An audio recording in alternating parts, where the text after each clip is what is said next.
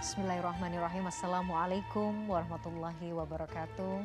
Pemirsa gapai kemuliaan yang dirahmati Allah, kejujuran adalah pondasi dari segala kebaikan. Al-Quran telah memerintahkan kita untuk menjadi jujur dalam segala perkataan dan perbuatan. Karena kejujuran menunjukkan keikhlasan hati dan wujud ketaatan kita kepada Allah Azza wa Jalla.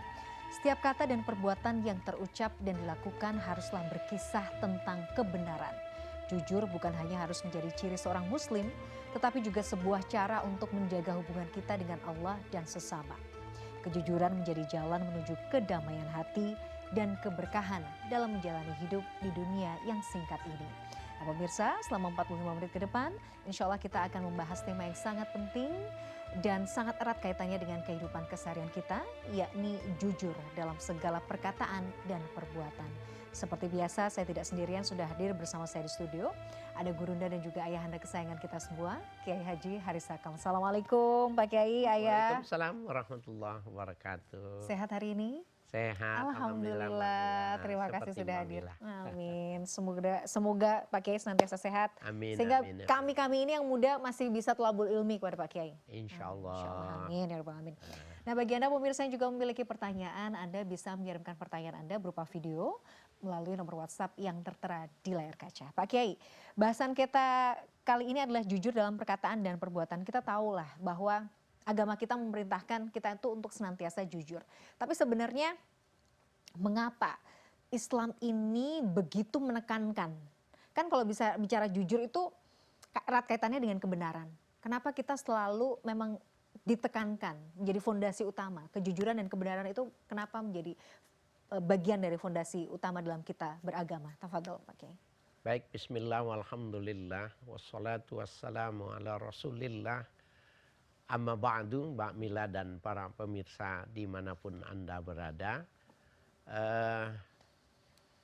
Kita tahu bahwa jujur itulah yang melahirkan sebuah kebenaran. Bukan kebenaran yang melahirkan kejujuran. Jadi orang kenapa yang menjadi ciri kenabian itu jujur. Bukannya benar. Jadi kalau Allah ingin mendidik nabinya untuk menjadi nabi yang benar, maka yang dididiknya itu ya yang dibentuknya adalah kejujuran. Hanya orang-orang yang jujur yang bisa mengerti mana yang tidak murni dan mana yang murni. Dan disitulah asal timbulnya makna sebuah kebenaran. Jadi betapa penting, dan kita bisa lihat dalam sifat kenabian, di antara empat sifat kenabian itu yang pertama itu jujur, as-sidqu. Ya, karena jujur bisa melahirkan kebenaran. Ya. Dan apa dampaknya sebenarnya Pak Kiai ketika kita itu bersikap jujur dalam, kadang-kadang kan begini, jadi orang tuh jangan jujur-jujur lah dalam kondisi sekarang ya. Artinya justru ketika kita senantiasa lurus, senantiasa berkata jujur, kadang-kadang malah dianggap menyalahi kondisi yang sekarang umum gitu. Aduh, jadi orang tuh nggak usah lurus-lurus lah, jadi orang tuh nggak usah jujur-jujur lah. Nanti jujur tuh bukan berarti malah bisa jadi nggak mujur loh. Nah, anggapan-anggapan seperti ini kan wajar ya, bukan wajar tapi lazim sekarang tuh seolah-olah kita temui. Nah, ini kan seolah-olah konsep ini kan paradoks ya dengan apa yang Islam ajarkan. Silahkan Pak Kiai. Sebenarnya nggak begitu, bahwa orang yang memiliki sifat jujur itu pertama dia nggak punya beban. Jujur ini kan lawanannya bohong. Ya. Dusta ya. Orang yang bohong itu adalah orang yang menampilkan segala sesuatu itu bagus, hebat, super, dan lain sebagainya. Tapi bukan pada fakta yang sebenarnya. Oleh karena itu yang diajarkan di dalam Al-Quran itu, ya, ittaqullaha wa qulu qawlan sadidan. Bertakwalah kau kepada Allah, maka refleksinya kau akan bisa berkata sadidan. Ibnu Abbas mengatakan sadidan as-sawaban. Perkataannya itu adalah perkataan yang benar. Dan yang benar itu dari sebuah kejujuran. Ya. Walaupun ada resiko. Jadi kalau orang mengatakan kalau jujur-jujur banget, kamu beresiko. Bisa suatu saat memang ada resiko. Tetapi orang yang mengambil resiko dari sebuah kejujuran, dia pahlawan. Ya, justru orang yang tidak jujur karena ingin ya menyelamatkan dari sebuah konsekuensi, maka sebenarnya dia pengecut gitu loh. Nah, jadi orang kalau jujur itu dia tidak terbebani. Karena orang kalau yang bohong lawanannya 24 jam itu setiap kali dia bertemu dengan orang yang sama, dia mesti berpikir kemarin jawabannya apa ya? Iya, Kemarin dia mengatakan apa ya? Itu dia hidupnya tersiksa. Jadi kebohongan itu justru akan melahirkan kebohongan-kebohongan yang lain ya, keburukan-keburukan yang lain ya. Bertumpuk. Tapi kalau dia jujur sudah enteng, lepas. Oke. Baik, Pak Kiai, kalau kita kemudian gali lagi sebenarnya jujur itu erat kaitannya dengan iman kan. Orang tuh kalau jujur mau apapun resikonya seperti yang tadi Pak Kiai sampaikan, walaupun siapa tahu memang setiap kejujuran itu punya resiko gitu ya. Bahkan mungkin beberapa case mungkin mengorbankan bisa jadi jabatan, bisa jadi mungkin harta dan lain sebagainya. Tapi kalau orang itu berani ngambil resiko itu berarti kan ini erat kaitannya dengan dia punya iman yang teguh. Ya kan Pak Kiai? Iya betul. Jadi sebenarnya itu bisa jadi indikator ya. Ketika seseorang ini, orang ini memang senantiasa berkata jujur, bisa dipastikankah bahwa imannya juga lebih kuat begitu Pak Kiai? Kebenaran dengan iman itu kan hampir identik gitu ya. Jadi memang tumpuannya itu ya dari pondasi kejujuran. Jadi kalau orang itu beriman tapi dia tidak jujur, sebenarnya juga imannya juga belum dipertanyakan ya sebenarnya iya, keimanan seperti gitu. apa gitu. Jadi apa kita mengatakan bahwa refleksi keimanan itu justru dia menampilkan kejujuran dalam situasi dan kondisi bagaimanapun juga.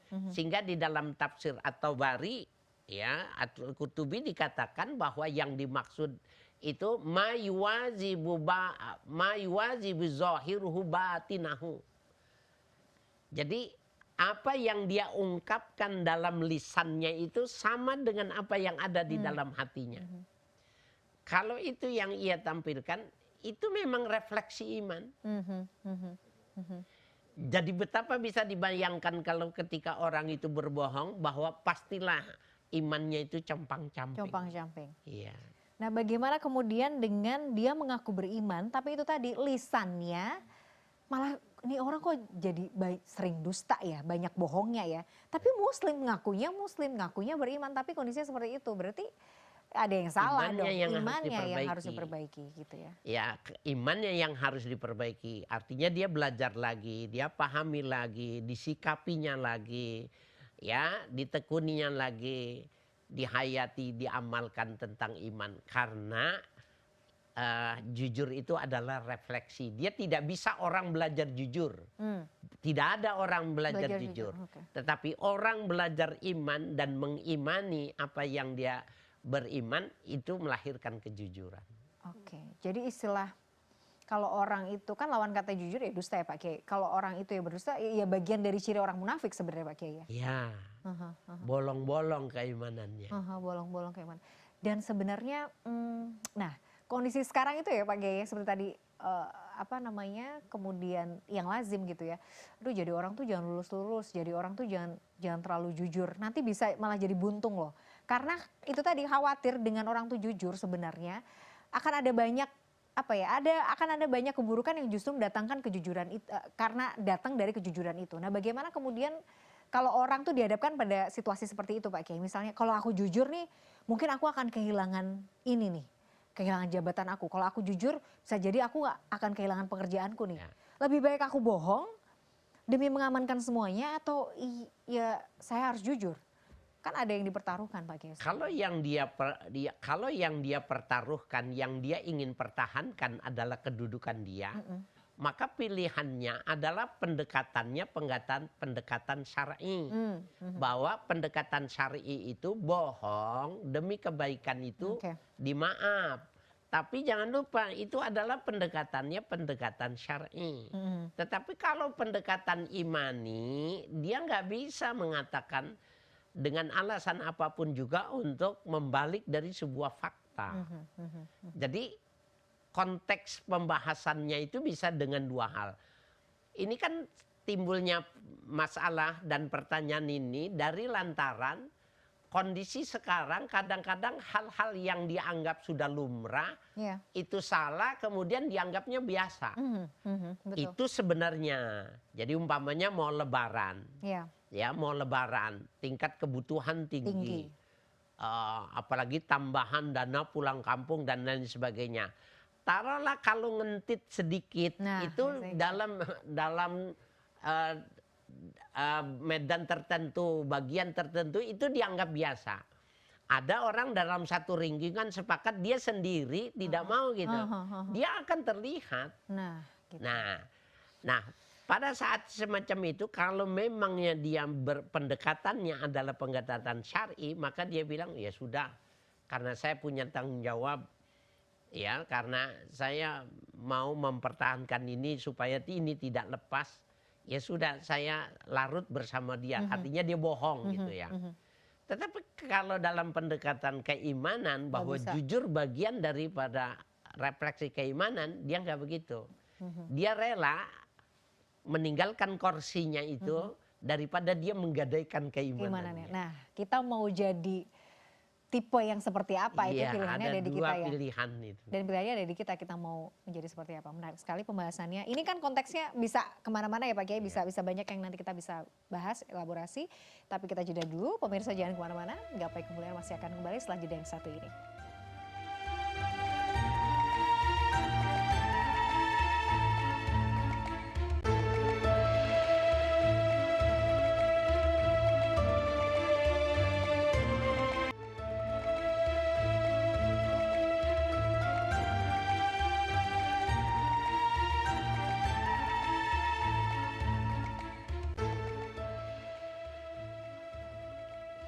Ya pemirsa, terima kasih Anda masih menyaksikan Gapai Kemuliaan dalam episode Jujur dalam Perkataan dan Perbuatan. Nah Pak Kiai, kejujuran itu kan itu tadi ya, dalam perkataan, perbuatan, dalam setiap aspek kehidupan kita.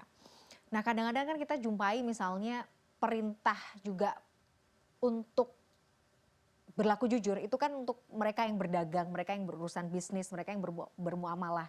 Bahkan kan ada, kalau tidak salah Allah melaknat orang-orang yang curang dalam timbangan. Nah hal-hal kayak gini kan, hal-hal seperti ini juga menunjukkan bahwa pentingnya kita berlaku jujur, karena ketika kita tidak jujur, ketika kita berdusta atau kita melakukan kecurangan, itu azabnya juga luar biasa ya Pak Kiai ya. Seperti apa Pak Kiai? Ya memang benar adanya bahwa jujur masuk semua lini kehidupan. Jadi seorang pedagang jujur dengan timbangannya, dengan ukurannya, dengan pengukur beratnya dan lain sebagainya.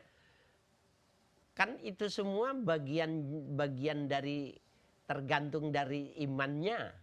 Kalau memangnya dia cuma berpikir bagaimana mencari keuntungan, maka itu nggak penting agamanya ditinggalkan di sajadahnya.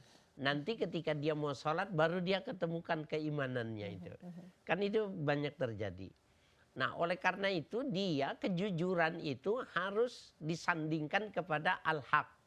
Jadi as-sidqu wal haq itu harus dijadikan menjadi sebuah seperti dua sayap kehidupan. Bagi dalam burung, seperti dua sayap burung gitu. Nah Sayyidina Ali itu mengatakan bahwa ya Haris innahu malbusun air. Ya Haris, ketahuilah bahwa kebenaran itu harus jadi pakaianmu. Kebenaran harus jadi pakaianmu. Ya, kebenaran itu harus jadi pakaianmu. Fa innal haqqa la yu'rafu birrijal. Sesungguhnya benar itu bukan dapat diketahui dari seseorang itu yang pandai. Al-hikil haqqa ya'rifu ahlahu. Kau pahami yang namanya sebuah benaran, maka kau nanti akan tahu siapa sebenarnya orang yang jujur. Ya, jadi umpamanya kita mau mengukur tingkat kejujuran seseorang itu bisa dengan menggunakan parameter kebenaran. Begitu juga sejauh mana orang ini benar dalam melaksanakan tugas tanggung jawabnya dia sebagai kepala negara, sebagai gubernur, sebagai pejabat yang diangkat oleh masyarakat itu, lihat saja dari unsur-unsur kejujuran, maka dia akan sudah terlihat ya bagaimana dia selama ini berlaku hak atau tidak, korupsi apa tidak, lihat saja dari aspek. Jadi dua sisi itu bisa menjadikan ukuran satu yang lainnya. Oke. Nah itu kan Pak Kiai menekankan pentingnya untuk melihat apa yang disampaikan itu benar atau tidak kan Pak Kiai. Nah menyampaikan kebenaran itu kan juga tidak asal. Maksudnya kadang-kadang gini, ya yang benar tuh harus begini, kan nggak segampang itu. Tapi kan kita pengennya juga melihat bahwa disampaikannya dengan cara yang hikmah. Disampaikannya dengan cara yang toyib gitu misalnya. Nah Islam tuh ngajarin kita untuk begini loh, menyampaikan sesuatu kebenaran tuh dengan hikmah tuh yang bentuknya seperti apa Pak Kiai? Ya, kalau ini Mbak Mira sudah masuk kepada teknis ya. Teknis menyampaikan sebuah kebenaran, bahwa sebuah kebenaran tidak akan menjadi sebuah kebaikan manakala kondisinya tidak pas atau caranya yang tidak manusiawi mamanya. Itu memang dari sisi teknis itu perlu dibicarakan. Yang lebih penting juga sebenarnya tidak akan bisa ya sebuah kebenaran itu dipahami kalau dia bercampur baur, tidak disisihkan, sehingga ayat itu mengatakan wala talbisul haqqo bil batil. Ya jangan kau campur adukan yang baik dengan yang buruk. Maka kejujuran gak bisa ternilai. Nih dalam satu kementerian, ya dalam satu institusi di mana di situ menyangkut ya kepentingan orang banyak gitu. Kalau dalam kesehariannya aturan mainnya itu bercampur baur, maka jangan berharap di situ ada sebuah kejujuran. Karena itu secara otomatis wala talbisul haqqo bil batil.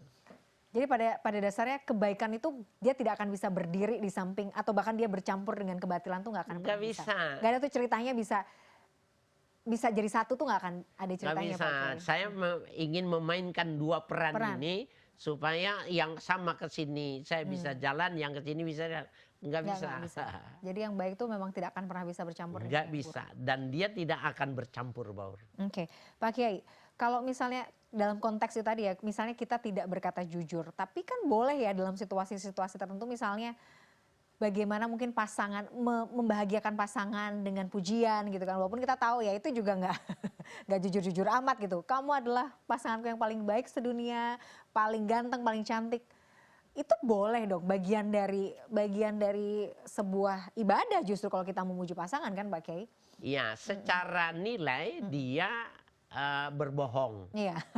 Tetapi dari sisi manfaat, suami yang mengatakan itu kepada istrinya, suaminya itu berpahala kalau istrinya senang. Karena memang wanita itu senang dipuji. Bohong biasanya kan betul. Kamu nih gombal gitu. Nah kalau kayak gitu walaupun senang sih biasanya pakai. Lidahnya mengatakan itu. Sebenarnya masuk ke kamar dia berkaca, bercermin ini. Apa iya ya? Apa iya ya saya cantik. Itu boleh berarti Pak Kiai, bagian boleh. dari. Ada beberapa hal yang tidak dikenakan dosa. Pertama, berbohong dalam rangka menjaga nyawa orang lain. Jadi kalau ada maling masuk ke rumah kita yang ngejarnya jelas-jelas bawa pistol, bawa parang, maka kita jangan beritahukan. Pada saat itu tidak dituntut kejujuran. Karena di situ ada aspek maqasidus syar'i. Nah, jadi tujuan beragama, tujuan bersyariat itu adalah hifzun nafas, menjaga nyawa. Nah, dengan menjaga nyawa orang lain, jadi menjaga nyawa nggak ada kaitannya, bukan berarti kita memelihara keburukan dia, bukan. Emang ansih benar-benar menjaga. Nah, itu dia nggak berdosa. Nggak berdosa, Nah, yang kedua, islah bainal ukhtain atau baina syakhsain. Mendamaikan bagi dua orang yang saudara yang ribut atau dua orang yang dalam berselisih, itu nggak berdosa. Bahkan dalam hukum zakat ada yang disebut dengan gharimin. Ya, orang yang berhutang. Tetapi dia berhutangnya dalam rangka mendamaikan dua kelompok gitu. Jadi dia kasih modal, ya memberi A bilangnya dari B, dari B bilangnya dari A gitu. baik. Karena dia punya usaha, dia minjam. Nggak taunya setelah pinjamannya sudah besar, usahanya bangkrut. Dia boleh mendapatkan hak zakat dari lantaran berbohongnya, menjaga islah antara kedua belah apa gitu. Oke. Nah, islah itu juga termasuk dengan istri. Ya, semacam itu. Baik, nanti kita akan lanjutkan pembahasan Pak Kiai. Kita jeda terlebih dahulu. Pemirsa, Gapai Kemuliaan masih akan kembali saat lagi. Tetaplah bersama kami.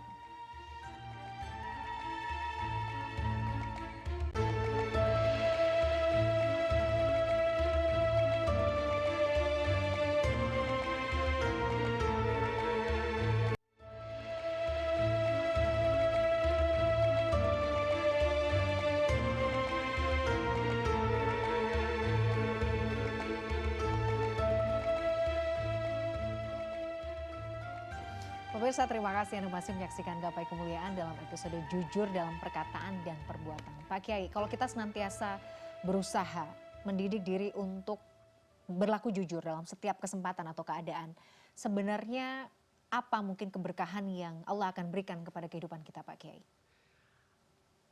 Salah satu yang bisa membuka pintu berkah di langit itu ketika seseorang itu jujur. Dia adalah salah satu pintu masuk untuk membukakan pintu langit. Ya, dan dia kalau dia sudah bisa jujur itu, maka dia bisa melakukan kebenaran. Sehingga ayat yang tadi kita baca gitu, walatal bisul haqqo bil batil, jangan kau campur adukan kebaikan dengan keburukan. Watak tumul haqqo, dan kau sembunyikan kebenaran. Itu juga termasuk nggak boleh. Wa antum la'lamun, padahal kamu tahu tapi kamu sembunyikan. Itu bisa menghilangkan keberkahan. Jadi bukan menutup rezekinya, tetapi menutup keberkahan. Kalau kenapa tidak bisa mengurangi rezeki itu begini. Ketika seseorang itu di alam rahim, maka setelah ditiupkan roh itu ditulis itu tentang umurnya, pekerjaannya, kapasitas rezekinya dan lain sebagainya yang sudah validitasnya itu gak bisa diganggu. Itu hak dari Allah untuk menetapkan itu. Tetapi ada yang bisa fluktuatif yang dimaksud dengan keberkahan. Ada orang banyak tidak merasa cukup, ada orang sedikit tapi merasa tercukupi semua. Itu pembahasannya bukan materi, tapi itu pembahasannya adalah keberkahan. Nah, orang yang jujur, tidak mencampur adukan yang jelek dengan yang buruk, dan dia tidak menyembunyikan kebenaran, sebenarnya dia sudah punya satu lubang rezeki yang Allah akan menjamin kehidupannya berkah. Berkah. Nah, berkah itu nggak ada di kantor. Ya. Berkah itu tidak ada di pabrik. Berkah itu tidak ada di sebuah perusahaan apapun juga. Berkah itu ada pada diri setiap orang per orang. Jadi bisa jadi orang bekerja satu tempat, gajinya sama, tanggung jawabnya sama, tetapi dua hal ini tidak melampirkan yang sama. Jadi dalam bentuk keberkahan berarti kan bentuknya bisa macam-macam. Dimensinya bisa spiritual, bisa mungkin juga materi. Tapi artinya bahwa ketika misalnya Pak Kiai kan ada istilahnya jujurlah selalu agar kamu selalu mujur. Itu ya memang benar ya kalau istilah seperti itu ya. Mujur itu berkah. Mujurnya itu ya keberkahan itu, kebaikan itu yang kita akan panen ya. Makanya kalau misalnya mungkin kita tahu, oh ini orangnya tuh Masya Allah ya, kita misalnya kan suka dengar kadang-kadang, ini Masya Allah si fulan ini mau orangnya jujur banget loh gitu. Makanya mungkin urusannya dimudahkan atau rezekinya lancar, itu bagian sebenarnya dari bentuk-bentuk keberkahan yang Allah berikan ya Pak Kiai. Ya, jadi berkah itu subutul khair wa ziyadatuh. Ya, yang disebut dengan berkah itu pastinya sesuatu kebaikan dan dia dilipat gandakan. Kan tadi nominalnya sama tuh. Nah, nominalnya sama, tetapi di dalam mempraktekannya itu dia ternyata cukup karena tidak semuanya membeli. Kalau ini dia uangnya sama, semuanya membeli sehingga angkanya terus berkurang. yang ini tidak berkurang, justru malah bertambah gitu loh. Nah itu salah satu bentuk dari sebuah keberkahan, bisa jadi gitu. Yang kedua, anak dan istri yang diberi makannya itu, yang satu dia mudah mengajarkan bagaimana sholat, bagaimana bisa baca Quran. Tetapi pada yang lain ini tidak bisa. Kenapa? Saya sudah memberikan makanan yang halal, tetapi kok tidak ada juga ketundukan. Bisa jadi halal tapi tidak ada keberkahan. Ya, tidak ada keberkahan. Betul. Tidak ada keberkahan hidup. Yang kita kejar kan sebenarnya itu tadi ya Pak Kiai ya, keberkahannya itu. Karena kan kalau dengan cara yang halal dan dengan cara yang baik, insya Allah kan keberkahan itu bisa kita dapatkan kan. Jadi memang seharusnya sebagai seorang muslim, yang kita cari adalah bagaimana kita bisa mendapatkan keberkahan dari perilaku kita yang baik ini ya Pak Kiai ya. Ya, sedikit keberkahan tuh begini Mamila. Kenapa di Indonesia itu kalau tarawih itu selalu pada Nahdiyin itu baca Alhaakumut Takatsur. Yang membikin Alhaakum, yang membikin kalian lalai itu At-Takatsur. Berlomba paling banyak, paling besar, paling hebat, paling gitu. Itu ternyata orang bisa berlomba. Tapi yang dilombakan itu nominalnya. Yang dilombakan yang bisa berebut itu angkanya. Tapi keberkahannya dia tidak bisa buat. Nah, ada orang jualan nasi uduk Mamila. Orang jualan nasi uduk.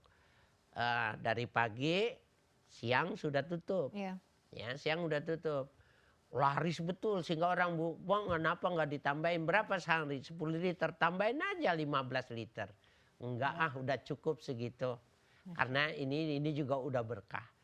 Kalau dia takatsur maka dia tambah sampai asar. Peduli, dia akan nambah terus. Kalau memang orang masih butuh dia tambah lagi sampai isya. Kalau butuh maka bisa dia jadi 24 jam. 24 jam dia takatsur itu yang dia dapatkan nilainya. Tapi keberkahannya dia nggak dapat. Itu juga menunjukkan bentuk keserakahan nggak sih Pak Kiai? Nah, jadi takatsur itu sudah tidak ada lagi dalam bahasan bagaimana mencari sesuatu yang berkah, tapi orientasinya bagaimana banyak, besar, bagus. Iya. Aduh, Masya Allah. Hilang keberkahan pada saat itu. Ketika kita sudah haus untuk menambah itu tadi yang besar, yang banyak, yang bagus, itu berarti sudah dipastikan keberkahannya. Keberkahannya, jadi bukan yang banyak itu serta merta ada keberkahan. Justru dia bilang udah cukup saya mau istirahat, saya mesti sholat, saya mesti ngajar, saya mesti ini. Nah dia yang berkah. Dia yang tahu kapan berhentinya ya, kapan yang cukup, Masya Allah. Nah, dan dia nggak mau menambahinya. Aduh, kadang-kadang manusia tuh itu tadi ya, takatsurnya itu ya, yang kita kejar yang banyak, yang lebih lagi, Masya Allah. Pak Kiai, kita harus jeda dulu, nanti kita akan melanjutkan. Pemirsa, jangan kemana-mana, Gapai Kemuliaan masih akan kembali sesaat lagi.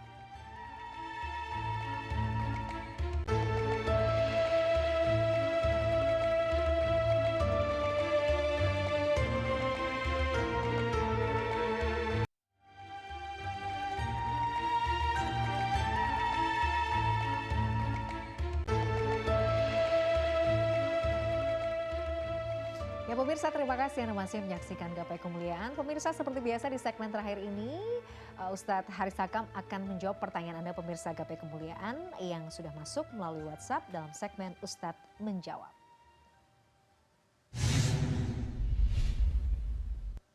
Ya baiklah Pak Kiai, seperti biasa ini pertanyaan yang sudah masuk kali ini datang dari Mbak Farah ya, yang merupakan seorang mahasiswi.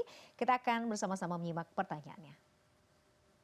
Assalamualaikum Ustadz. Pertanyaannya, saat kita sedang memiliki hajat ataupun berbagai pilihan-pilihan hidup, bagaimana sih cara kita mengetahui mana pilihan hidup dan jalan yang terbaik menurut Allah? Mungkin Allah bisa menunjukkan itu lewat berbagai tanda, tapi bagaimana kita bisa yakin bahwa itu adalah Shiratal Mustaqim yang Allah kehendaki? Terima kasih.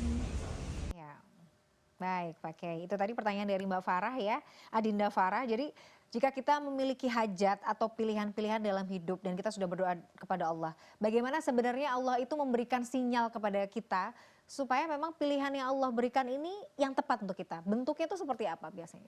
Ya. Tandanya. Baik, terima kasih Mbak Mira dan para pemirsa. Ada beberapa pendekatan yang kita bisa menangkap bahwa itu adalah pilihan dari Tuhan. Kalau memang itu pilihannya dalam pengertian yang bertempo, masih cukup waktu, maka cara yang bisa kita lakukan adalah sholat istikharah. Sholat istikharah itu sholat 2 rakaat karena Allah meminta pilihan, kemudian setelah 2 rakaat dia istighfar, dan setelah istighfar dia menanyakan kepada Allah dari 2 hal atau 3 hal, 4 hal yang dia sedang hadapi. Umpamanya mana yang mesti dipilih. Kalau dia itu satu diterima apa ditolak, maka itu dengan sholat ikhtiar, ya, sholat istikharah itu maknanya meminta pilihan dari Tuhan. Itu satu. Tetapi kalau dia tidak bertempo, ya, dia tidak memungkinkan untuk melakukan hal yang semacam itu, maka sebenarnya dia diam sejenak. Diam sejenak, kemudian dia istighfar. Kemudian minta petunjuk dari Allah yang di dalam Al-Quran dikatakan fa'alhamaha fujuraha wa taqwaha. Maka Allah akan memberikan ilham, ya, mana yang fujur, yang jelek, dan mana yang takwa. Itu pada saat yang dimana kita memang menundukkan diri dan meminta jawaban dari orang yang sedang berhadapan pada posisi itu, nanti caranya Tuhan itu akan diberikan tahu kepada kita. Jadi ada kecenderungan, ya, ada mailun nafas, kecenderungan diri untuk mengatakan ini yang benar. Nah, itu caranya seperti itu. Jadi fatwa hati nanti akan mengarahkan kita ya Pak Kiai. Betul, betul. Kemana pilihan yang mungkin ini memang petunjuk dari Allah. Tapi memang pada dasarnya harus minta dulu ya. Minta, mohon dulu gitu loh. Doa sama Allah, tunjukkan yang terbaik ya Pak Kiai. Ya. Oke. Baik, mudah-mudahan Adinda Farah bisa mencerahkan ya. Mendapat pencerahan dari jawaban Pak Kiai tadi. Kita kembali kepada tema kita Pak Kiai. Misalnya sekarang kan di tengah kondisi yang mungkin tuntutan hidup juga luar biasa besar gitu ya. Belum lagi tantangan di kehidupan yang sekarang itu juga ya tidak mudah begitu. Kebutuhan ekonomi, sosial, dan lain sebagainya. Kadang-kadang rasa-rasanya untuk bersikap dan konsisten untuk jujur itu kan juga tidak mudah. Nah, bagaimana kita sebagai seorang muslim itu senantiasa konsisten Pak Kiai untuk melatih diri untuk bisa terus jujur? Iya. Dalam keseharian. Ini pertanyaan mudah menjawabnya, tapi berat menjalaninya ya, betul. Menjadi orang yang baik terus-menerus, jujur terus-menerus, menjadi orang yang mempertahankan agamanya terus-menerus, itu mudah diucapkan, tapi susah untuk memeliharanya.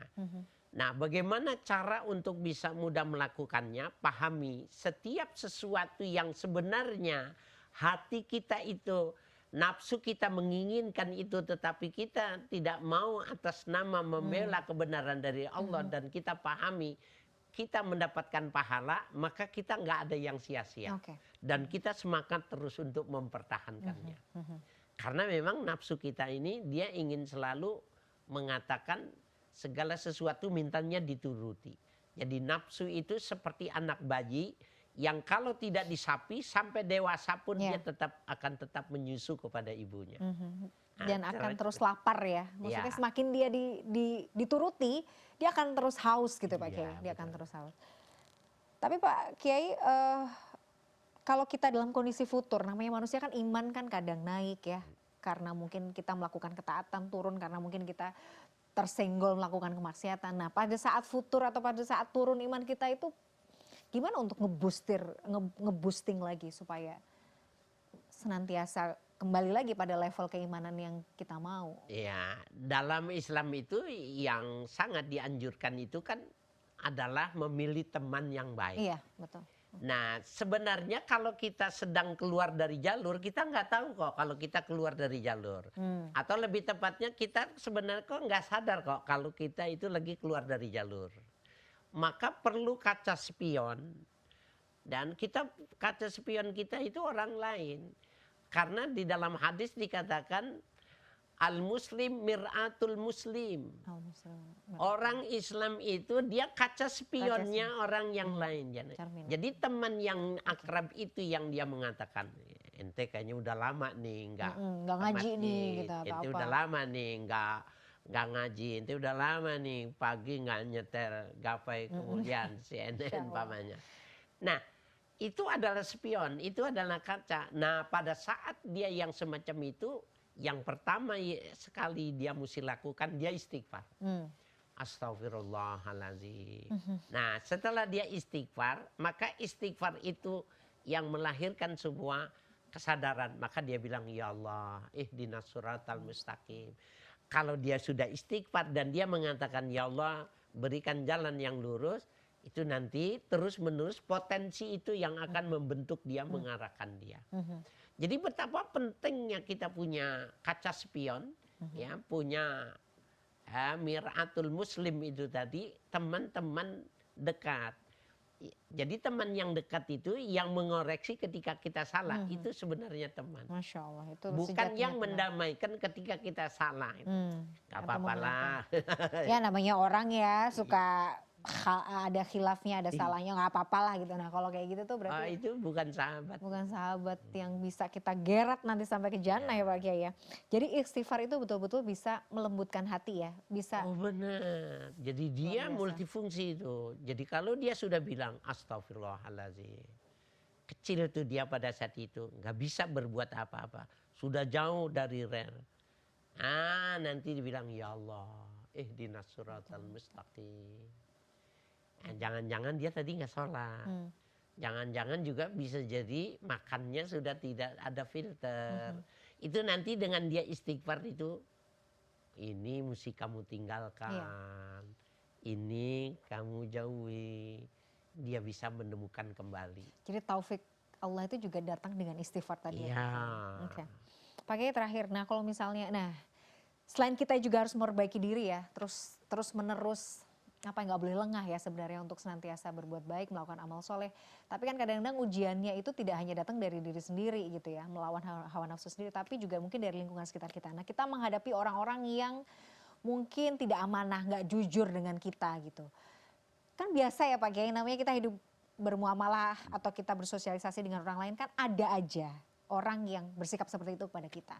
Kadang kan kita kesel ya, kok kita udah baik, kok kita udah berusaha untuk memberikan yang baik gitu ya, tapi kok orang ini kok nggak jujur sih sama saya, kok harus bohong sih, kok harus gini. Nah, hal seperti itu bagaimana kita harus menyikapinya Pak Kiai?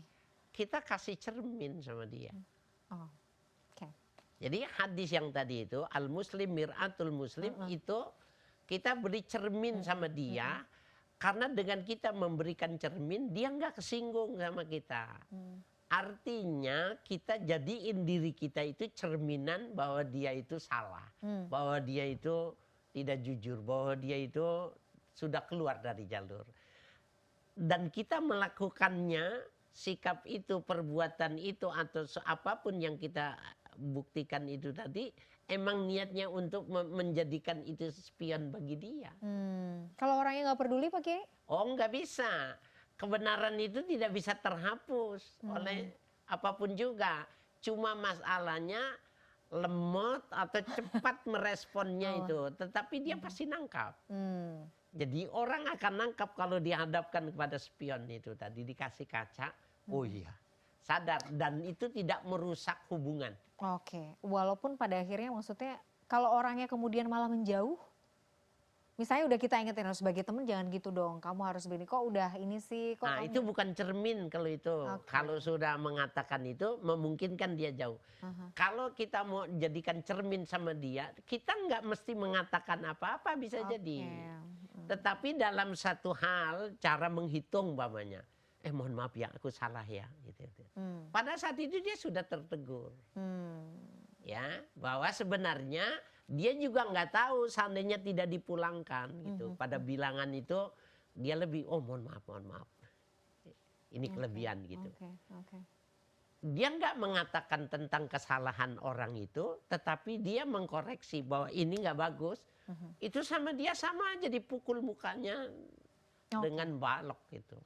Jadi intinya tetap bersikap baik, tetap berusaha untuk meluruskan dan memberitahu yang baik itu seperti apa, tapi caranya itu tadi juga harus yang baik ya Pak Kiai ya. Iya. Yang mudah-mudahan baik, mudah-mudahan Allah tuh memudahkan kita ya, yang mungkin punya ujian gitu ya, misalnya keluarga terdekat atau teman atau apa yang mungkin ya mengusik kesabaran kita ya, mudah-mudahan Allah mudahkan kita untuk tetap bersikap baik. Iya, mir'atul muslim. Mir'atul muslim. Jadi cermin bagi saudara sama muslim, Masya Allah. Pak Kiai, ini terima kasih sekali atas ilmunya hari ini. Jazakallah khair, mudah-mudahan kita bisa jumpa lagi nanti untuk membahas tema-tema lain yang juga tidak kalah penting. Pemirsa, tidak terasa kita sudah sampai di penghujung program Gapai Kemuliaan.